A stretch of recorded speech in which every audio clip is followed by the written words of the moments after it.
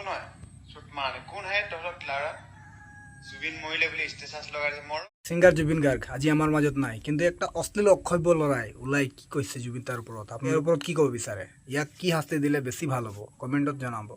ভিডিঅ'টো শ্বেয়াৰ কৰিব আৰু অলপ স্পেচিয়েলি আমাৰ পেজটো ফ'ল' কৰি থ'ব। ইয়াৰ কাৰণ একেটাই, কাৰণ আমি যিকোনো ক্ষেত্ৰত আমি অসমীয়া জাতিৰ কাৰণে মাত মাতোঁ।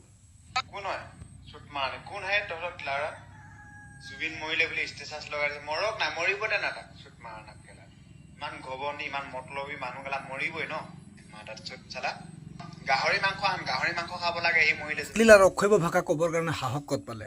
আচলতে এনেকুৱা মানুহ যে আমাৰ অসমৰ মাজতে আছে যিবিলাক কোনো বিদেশী বা বিদেশৰ নহয়, তেওঁবিলাক বেলেগ জাতিও নহয়, নিজৰ অসমীয়া জাতি। ইমান বেয়া অশ্লীল ভাষা কথা ক'বৰ কাৰণে অধিকাৰ ক'ত পালে, প্ৰশ্ন ডাঙৰ এইটোৱেই।